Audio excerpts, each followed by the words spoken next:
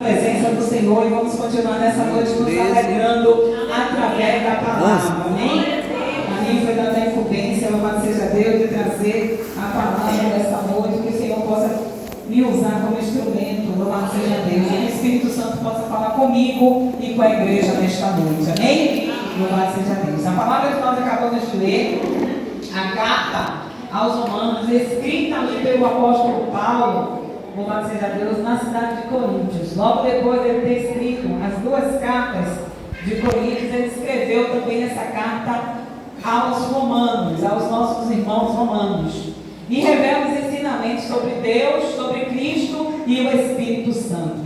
E quando nós começamos a ler Romanos, a partir do capítulo 13, no início, capítulo 13, versículo 1, nós vemos ali o apóstolo Paulo alertando a igreja de Romanos acerca das autoridades superiores, louvado seja Deus, a necessidade de submissão às autoridades, louvado seja Deus, aleluia, onde toda alma, ele diz na palavra, deve estar sujeita às autoridades, às potestades. Ou seja, Paulo começa aqui, louvado seja Deus, alertando aos irmãos sobre a necessidade da obediência. Ontem nós estivemos aqui no culto e o irmão que pregou aqui, ele falou muito acerca da obediência. Louvado seja Deus, aleluia. E nós temos que obedecer a Deus e também obedecer às leis que são instituídas. Louvado seja Deus, amém? Nós só não vamos obedecer se for uma lei que venha de encontro à palavra de Deus. Mas todas as leis instituídas ali na nossa Constituição, se não vem de encontro à palavra de Deus, nós temos que obedecer. Amém, igreja? E também, nós como igreja de Cristo, temos que estar tendo uma preocupação com as autoridades. Paulo vai alertar, louvado seja Deus, sobre a necessidade de nós orarmos por todas as autoridades, louvado seja Deus, aleluia, para que eles façam um bom governo. Então nós temos que orar pelas forças armadas, nós temos que orar, louvado seja Deus, pelas polícias militares, civis, federais, nós temos que orar pelo presidente e entendermos, louvado seja Deus, que toda autoridade que há foi constituída por Deus. Amém? Então não cabe a nós, louvado seja Deus, defamar, não cabe a nós, seja lá quem quer que seja que esteja lá, a nossa obrigação é orar para que eles façam um governo, para que eles façam, louvado seja Deus, uma gestão tranquila e em paz. Depois Paulo, louvado seja Deus, continua alertando aqui aos irmãos de Romano, louvado seja Deus, sobre a necessidade da igreja pagar os tributos. Amém? Pagar os tributos, louvado seja Deus, aleluia. Ele diz, louvado seja Deus, dai a cada um o que deveis. Ou seja, nós temos que pagar os tributos. Amém, igreja? Se nós estamos devendo imposto de renda, né, é cruel pagar imposto de renda, não é, Márcia? Mas temos que pagar. A energia que nós consumimos, nós temos que pagar. Não existe crente viver de miau, de gato. É desonestidade. É desonestidade. Se nós estamos consumindo, nós temos que pagar. Da mesma forma a água. Amém? Nós temos que pagar o tributo da água. Nós temos que pagar o tributo da energia. Né? Nós temos que pagar aqueles que pagam o IPTU. Por quê? Porque são tributos. Né? E quando os discípulos chegam até Jesus e questionam, Senhor, é lícito, né, pagar tributo a César? Jesus é o primeiro a pegar uma moeda e dizer, dai a César o que é de César e a Deus o que é de Deus. Então assim, temos que pagar os tributos? Temos. Amém?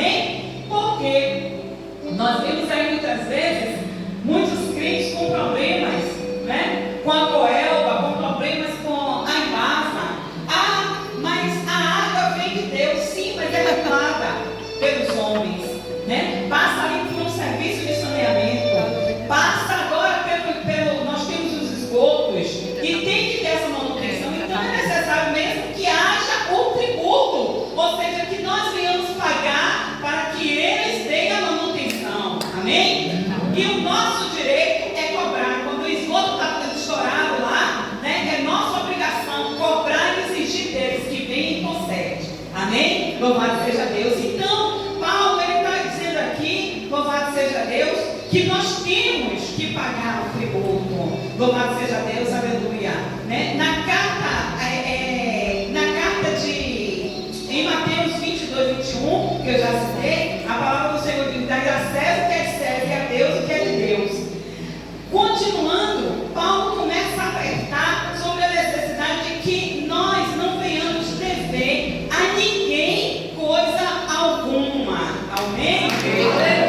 A ninguém devais coisa alguma. Louvado seja Deus. Ou seja, se eu devo, eu preciso pagar.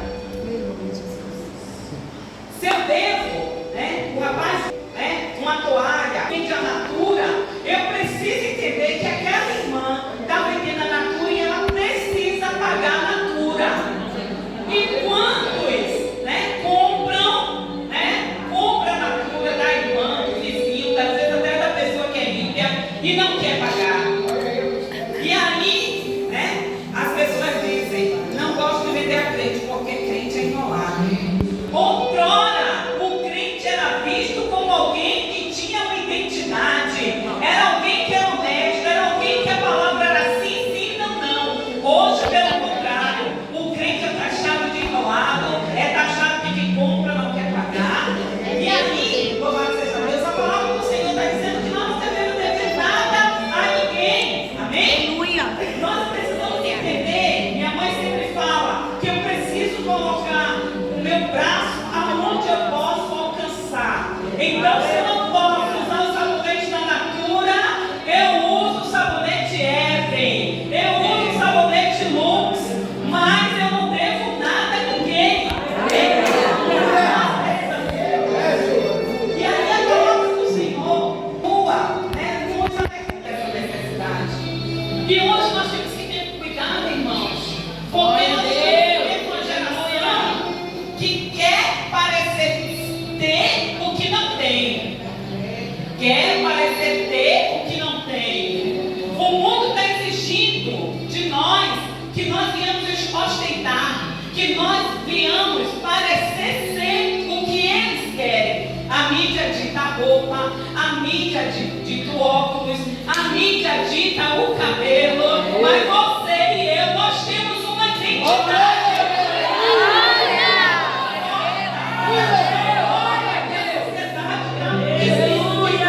Louvado seja Deus. Eu tenho que entender que eu sou princesa. Eu tenho uma identidade. Louvado seja Deus. E agora o mundo não vai ditar como eu tenho que vestir, como eu tenho que andar. Louvado seja Deus. Eu tenho que ter identidade. E aí, às vezes, o crente, justamente para acompanhar esse modismo, pastora Nilson e pastora Márcia, para acompanhar esse modismo, aí acaba se atolando, acaba devendo, acaba comprando demais, acaba consumindo demais, e na hora, né, fica como um crente enrolado. Mas eu creio que nessa noite não tem crente enrolado, tem crente abençoado, cheio do poder de Deus. E ainda há aqueles que buscam as formas ilícitas para poder ter o dinheiro. E aí Satanás é astuto, né? Ele não bota o nome do bichão, Tigrão, né? É Tigrinho, né? Tigrinho. E aí, crente na onda do Tigrinho, é coisa do diabo isso. É coisa do diabo. A semana passada eu estava vendo um testemunho não, uma queixa de um familiar meu, né? Ele contando que ele teve que pagar uma dívida de uma determinada pessoa, porque, né, a amiga dele emprestou um cartão ao crente. Olha como nós estamos.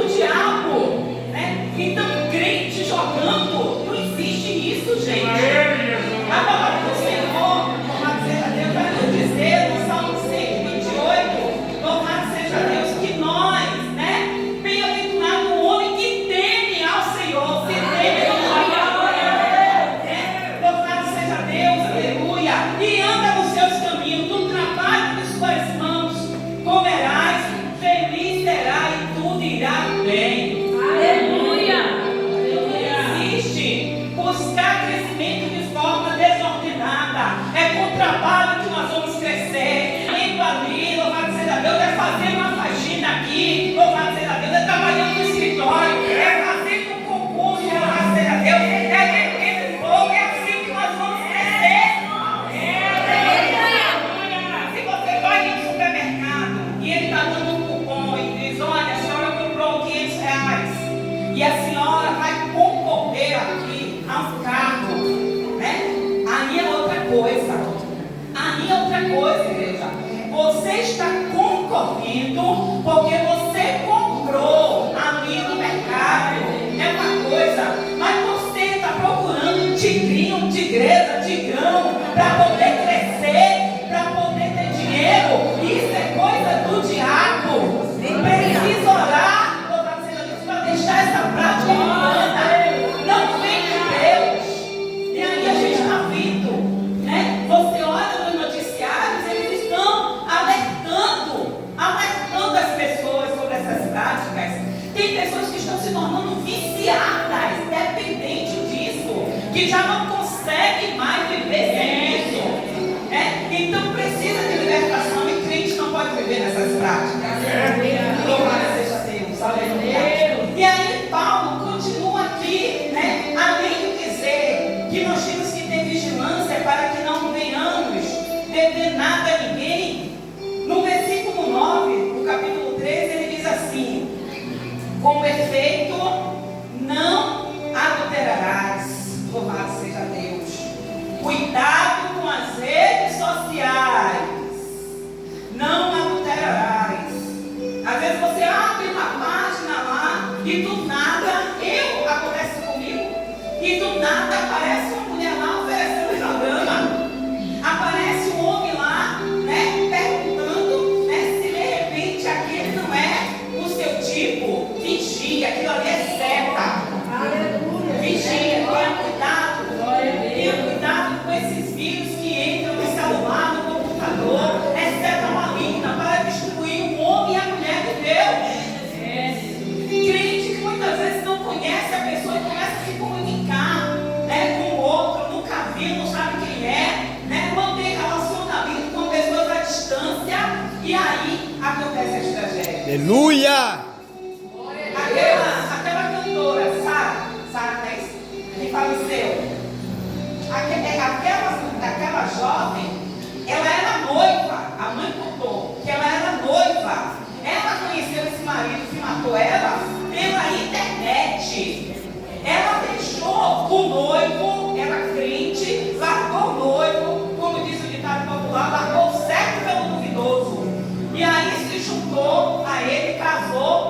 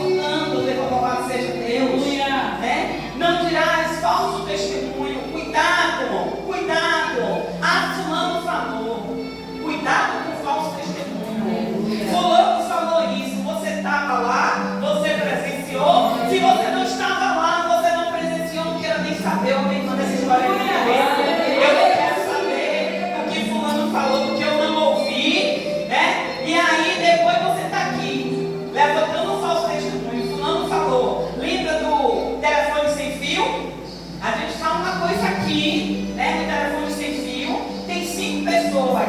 Quando chegar na quinta, né, a frase que você falou aqui, a primeira, na quinta vai estar totalmente distorcida. Então, cuidado. Louvado seja Deus, aleluia. Muito cuidado. Não furtarás, né? Eu já não matarás, não furtarás. Eu já falei da questão da energia, né? Cuidado, crente agiota. Crente agiota. Existe isso, gente. Emprestar dinheiro a juros, principalmente a um irmão na fé. Ó, irmão, eu tenho aqui, ó. Eu tenho aqui R$500. Eu vou te emprestar. Quando você puder, você me devolve.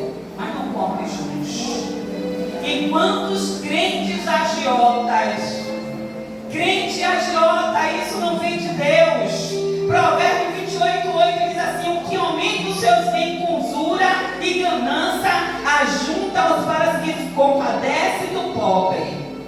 Então, quem ajunta com usura, aquele dinheiro dele vai ficar para aquele que se compadece dos pobres. Deus tira dele e dá a outro. É assim que Deus faz. Louvado seja Deus, aleluia. E aí ele continua dizendo, né? Louvado seja Deus, aleluia. Amará o teu próximo como a ti mesmo, né? Amará o teu próximo como a ti mesmo. Então, o que eu quero para mim, eu tenho que querer para a Fernanda. O que eu quero para mim, eu tenho que querer para a Irene. O que eu quero para mim, louvado seja Deus, eu tenho que querer para o irmão Carlos. Louvado seja Deus, eu tenho que amar o meu próximo como a mim mesma. E nós precisamos entender isso, que o tempo está se esgotando. E eu preciso viver a palavra. O apóstolo Paulo vai dizer, louvado seja Deus, ele mesmo escrevendo na primeira carta aos Coríntios, que o amor tudo suporta. Amém? Ou seja, né? Eu não tenho dificuldade na minha caminhada com meu irmão. Lógico, né? Pedro vai dizer, suportar-vos uns aos outros. E eu preciso suportar meu irmão. E Paulo está dizendo que o amor tudo suporta. Louvado seja Deus. E se eu quero chegar lá na glória, louvado seja Deus, eu preciso suportar, eu preciso amar. Louvado seja Deus. Aleluia. Glória a Deus. E aí, louvado seja Deus, no versículo 10 ele diz assim: o amor não faz mal ao próximo. Olha que maravilha. O amor não faz mal ao próximo, gente. O amor não é negativo. Louvado seja Deus, aleluia. Eu não quero e não posso desejar um mal para o meu próximo. E hoje nós estamos vivendo uma geração, fulano mexeu comigo. Ah, ele não sabe quem eu sou. Sou filha do Deus Todo-Poderoso. Ah, e o Senhor vai agir. Quando você fala dessa forma, você está sendo vingativo dele. Você está sendo vingativo e a palavra do Senhor diz que a vingança dele. Ele não te feriu, te magoou. O Senhor usa de misericórdia de mim, dele, Deus. Usa de misericórdia, me ajuda, Senhor, e ajuda ele também. E deixa que é Deus que age, é Deus que opera. A minha obrigação e a sua é amar, é suportar e continuar orando para que Deus faça a obra na minha vida e na vida dele. Amém? Louvado seja Deus, aleluia. E aí, louvado seja Deus, aleluia. Paulo, no versículo 11, diz assim: e digo isso, conhecendo o tempo. Paulo agora está alertando acerca do tempo. Paulo agora está chamando a atenção da igreja de Romanos acerca do tempo. E o povo, naquela época, eles viviam como? Acreditando que Jesus ia voltar naquele tempo. Jesus ia voltar naquele tempo. Jesus vai voltar nesse tempo. Eu creio. Amém. Eu creio. Eu creio que nós somos a última geração. Essa é a minha fé. Eu estou na fé, louvado seja Deus, dos irmãos da igreja primitiva. Eu estou nessa fé. De que Jesus a qualquer momento vai voltar. Aleluia. E esse tempo aqui que ele escreve está lá em Mateus 24. Quando a gente vai ler em Mateus 24 acerca dos últimos dias, Louvado seja Deus, aleluia. Vai falar acerca do engano. E nós temos visto o engano de forma terrível. Homens que um dia estavam na presença do Senhor, né? Que de repente escândalos e mais escândalos na igreja, né? É só a igreja cristã? Não. Há pouco tempo, né? O chamado João de Deus como um escândalo no espiritismo. Quando a gente vai para a igreja católica, quantos escândalos de pedofilia, de roubo, disso, daquilo outro. E a igreja evangélica hoje está no mesmo caminhar, infelizmente. Mas a palavra do Senhor vai dizer que ai daquele pelo qual vem o escândalo. Então nós temos vivido esse tipo de engano. Nós temos vivido guerras. E aí eu estava comentando, foi com a Agnes que eu comentei? Não sei se foi com a Agnes que eu comentei. Eles consideram, né, um país onde há mortes violentas acima de 1.000 pessoas, né, eles consideram como um país em guerra. Acima de 1.000 pessoas, o país está em guerra, né? Eles consideram como conflito acima de 25 mortes. É o conflito, Mateus. 25 mortes houve o conflito, né? Acima de 1.000, o país está em guerra. Sabe quantas pessoas morreram de forma violenta no ano passado aqui no Brasil? Você tem ideia de quantas pessoas morreram de forma violenta no ano passado no Brasil? 46.000 pessoas. Nós estamos em quê? Guerra. Nós estamos em guerra. Ariel parece faixa de Gaza. Você está dormindo, daqui a pouco, você está no meio-dia, daqui a pouco, Sofia fala, minha avó, o que é isso, minha avó? Eu, calma, Sofia, é bomba. Os meninos estão soltando bomba, né, para não assustar. Mas minha neta de 5 anos está traumatizada com isso aqui, né? E aí, a gente vai, né, para algumas guerras. Israel e Palestina, as guerras mais recentes. A palavra do Senhor vai dizer que nós devemos orar por Jerusalém para que haja paz. E nesse momento, Israel não está em paz, está em guerra. Está em guerra. 1.200 pessoas morreram no ataque do Hamas contra Israel. 1.200 pessoas naquele atentado. No dia, se eu não me engano, foi 8 de outubro. 1.200 pessoas. Sabe quantas pessoas já morreram na Palestina? 64.000 pessoas. 64.000 pessoas. Foi o último levantamento. Dessas 64.000 pessoas, 19.000 eram crianças. 19.000 eram crianças. Alguém assiste aqui o Jornal Nacional? O Record News? Pronto. Então a gente vê as crianças com as panelinhas. Aquilo ali me toca, por exemplo. Hoje, quando eu jogo um grão de arroz fora, o Senhor fala fortemente no meu coração aquelas crianças. Então, quando nós desperdiçamos, quando nós jogamos algo fora dentro das nossas casas, nós temos que lembrar que naquele país ali, vizinho, né, 19.000 crianças morreram de fome. A mãe, passando no noticiário, estava sem conseguir amamentar o bebezinho. O tempo está se esgotando. O tempo está se esgotando. O relógio está contando.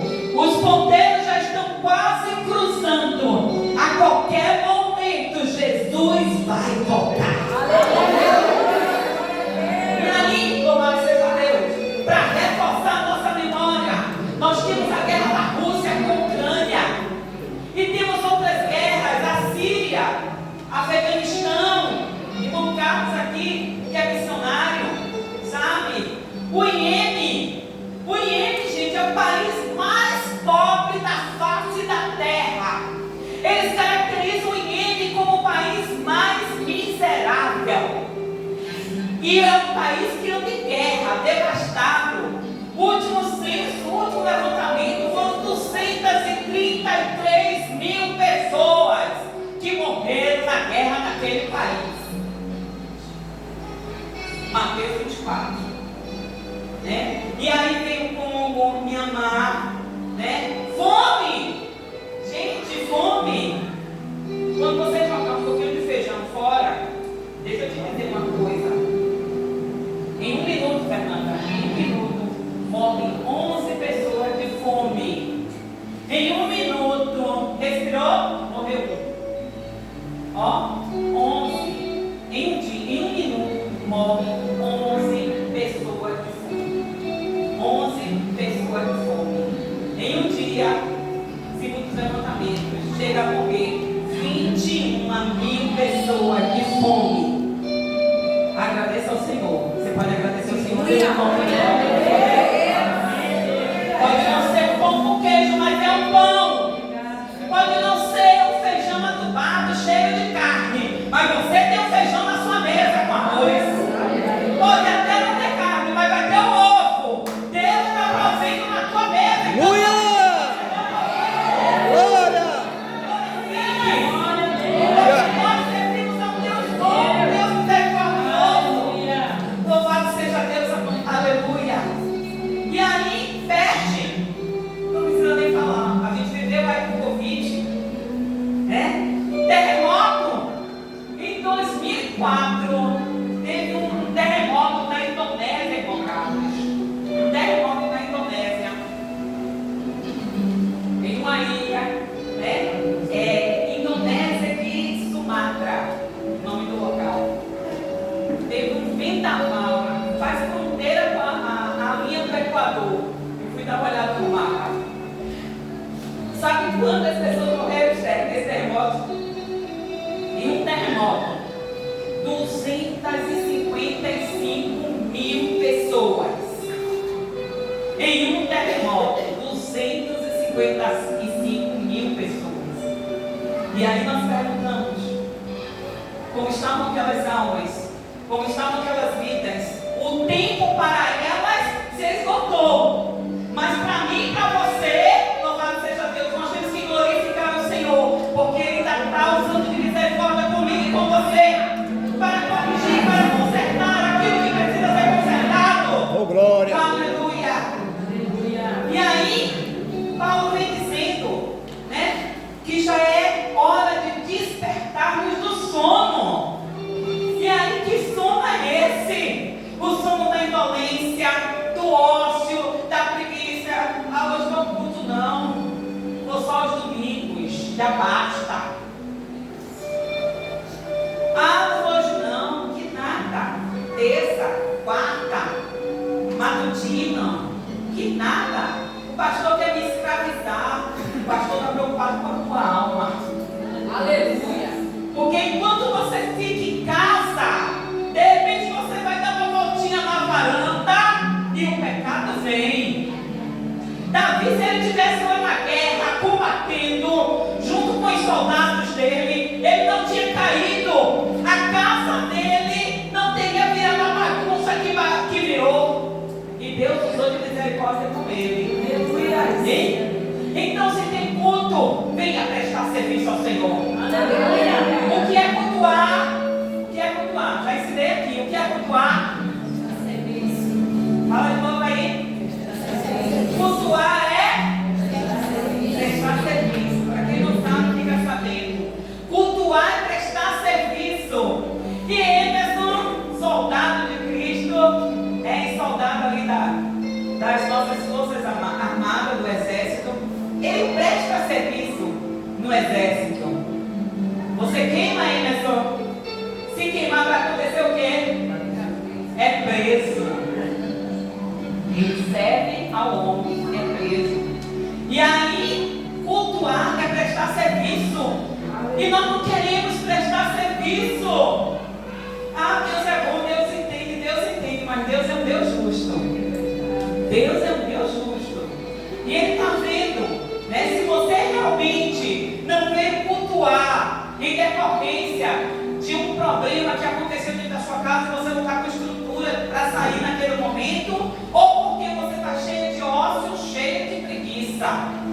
E Paulo está nos alertando acerca de nós, né, despertarmos.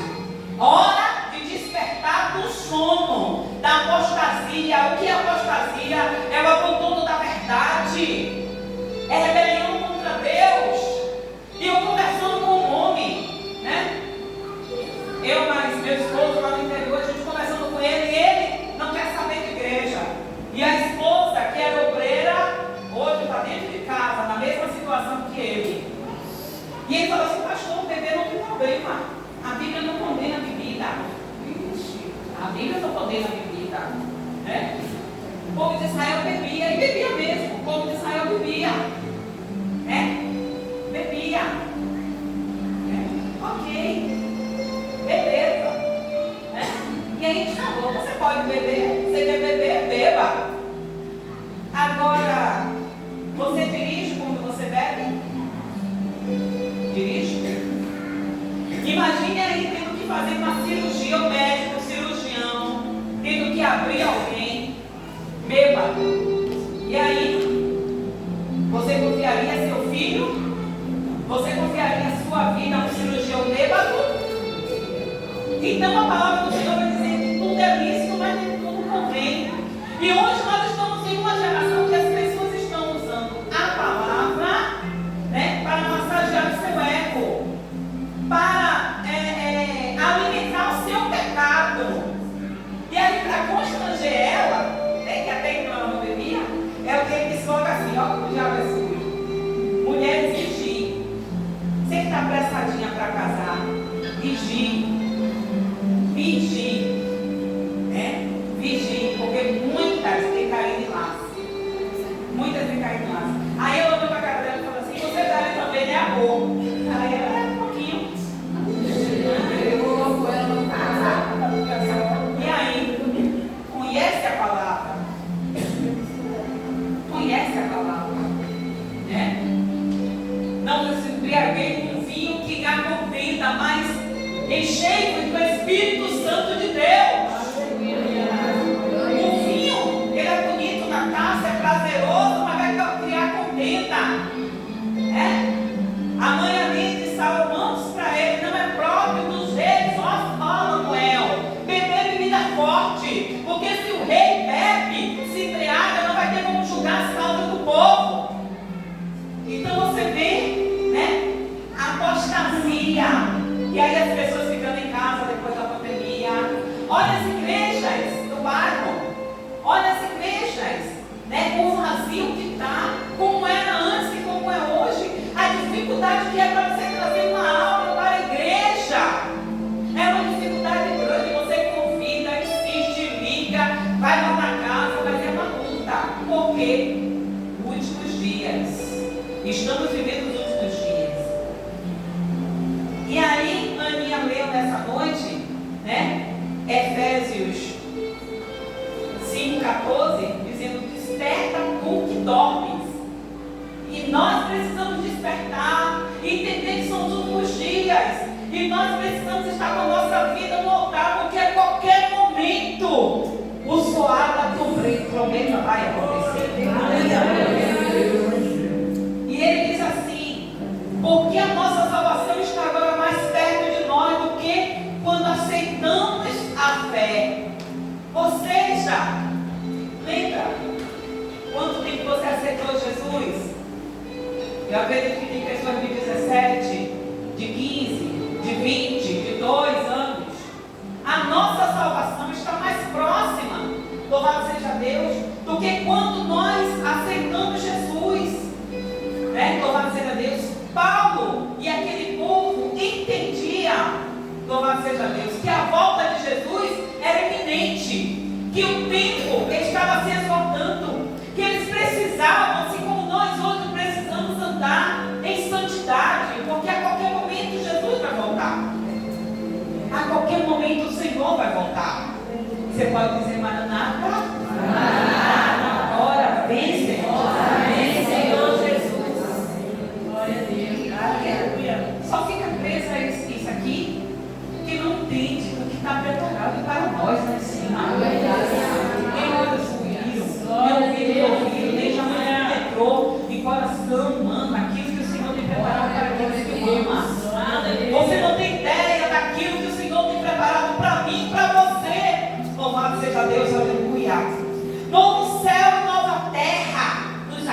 perdão. Um lugar onde não haverá pranto, não haverá choro, não haverá dor.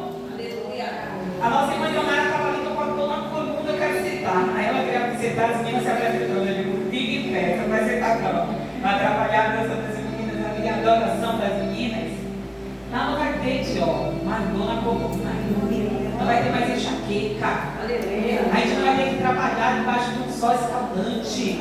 A gente não vai ter que pagar conta.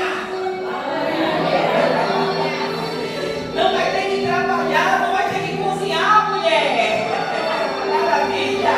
Não vai ter que lavar roupa. Vamos receber vestes novas.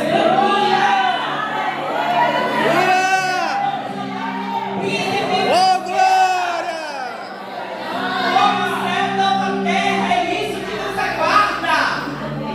E aí, na carta aos Colossenses 3:2, assim, pensar nas coisas lá do alto, não nas coisas que são aqui na terra. E nós estamos presos a esse sistema, só pensando nas coisas daqui. O que eu vou comer, o que eu vou vestir, o que eu vou comprar. Garanto que tem muitos já pensando no Natal. Natal, vou comprar roupa, Natal. Vou fazer isso, fazer aquilo. Esqueça isso. Jesus pode voltar hoje. Jesus pode voltar daqui a 10 minutos. Esqueça. Você é peregrina, nós somos peregrinos nessa terra estranha. Essa pátria não é nossa. E aí, quando a gente faz esses cálculos todos, o Senhor diz assim: de que adianta não viver ao mundo inteiro e perder a sua alma? Então a nossa preocupação o tempo todo tem que ser com a nossa alma. Como está a nossa alma, como está a nossa casa, perdoar, amar, suportar, cuidar, louvado seja Deus um do outro. Porque o verdadeiro tesouro está em Deus e na vida eterna. E essa busca tem que ser prioridade. Gente, eu colocou prioridade, né? A nossa prioridade está, louvado seja Deus, na nossa vida eterna. Essa é a nossa prioridade. Já estamos vivendo as últimas horas. Aleluia. E aí Jesus ele diz assim, só para fechar, para finalizar, João 14, 1 ao 2. Ele diz para mim e para você que está agoniada, né? As marcas, né? Louvado seja Deus, inquietas, preocupadas, angustiadas. O Senhor diz assim: não se turbe o vosso coração. Crede em Deus, crede também em mim. Na casa do meu Pai há muitas moradas. Se não fosse assim, eu vos teria dito: vou preparar-vos lugar. E quando eu for e vos preparar lugar, virei outra vez e vos levarei para mim mesma, para onde eu estiver, estejai vós. Então que nessa noite, aplauda Deus.